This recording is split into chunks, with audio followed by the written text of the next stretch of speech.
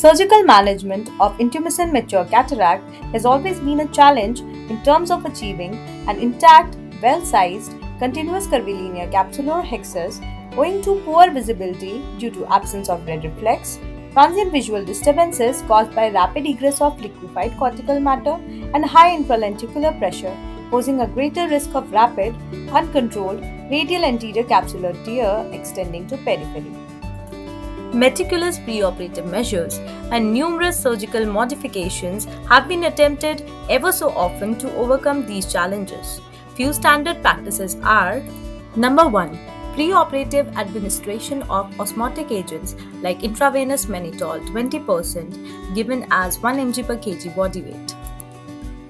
The second strategy includes intraoperative administration of trypan blue dye into the anterior chamber for staining of anterior capsule.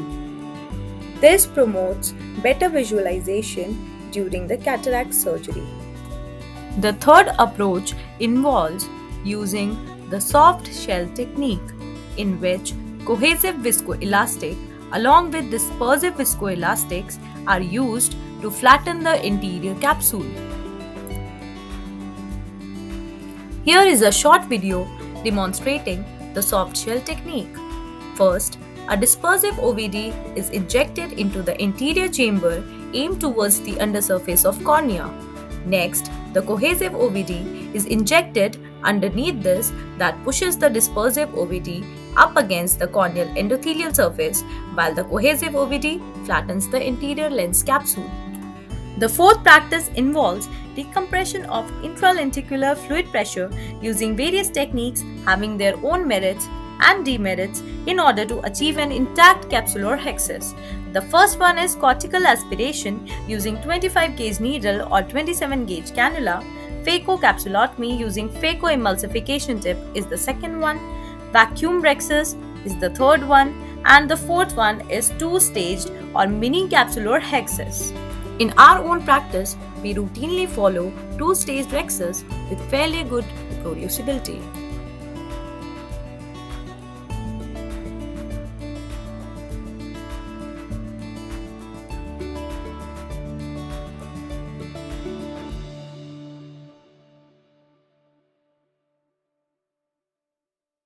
Let's come to a case of white intumescent mature cataract in a 70-year-old female with best corrected visual acuity, finger counting close to face. A single planar side port incision is made at 10 o'clock using 15-degree side port blade. Trypan blue dye is injected in AC under air bubble for staining of anterior capsule. Dye is washed and dispersive viscoelastic injected into anterior chamber. In the next step, cohesive viscoelastic is then injected under the dispersive OVD, referred to as soft shell technique, to flatten the anterior capsule.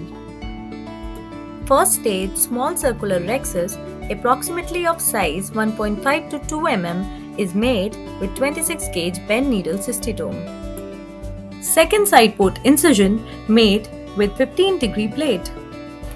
Then the loose cortical matter is aspirated using irrigation and aspiration cannula to decrease the intralenticular pressure.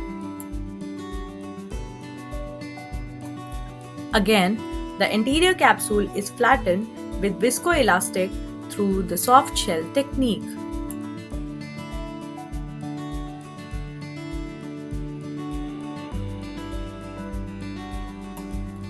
A small tangential cut is given in small rhexis margin using micro scissor blades.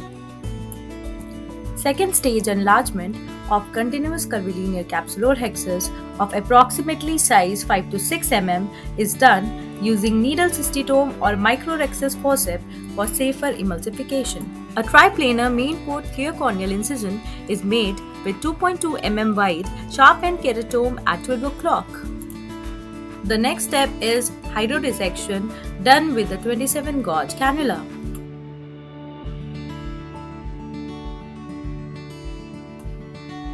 Standard phacoemulsification of nucleus is done by a direct horizontal chop technique using a blunt chopper.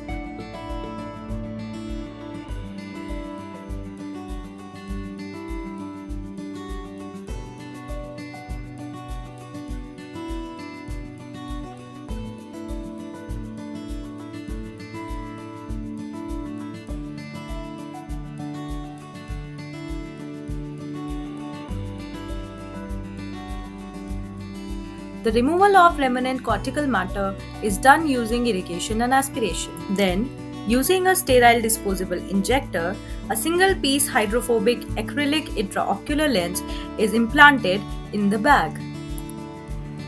Irrigation and aspiration of viscoelastics is done. Intracameral injection of antibiotic moxifloxacin is given prophylactically, followed by hydration of side port and the main incision. Lastly, gentamicin and dexamethasone are injected subconjunctivally. Thank you for patiently watching the video.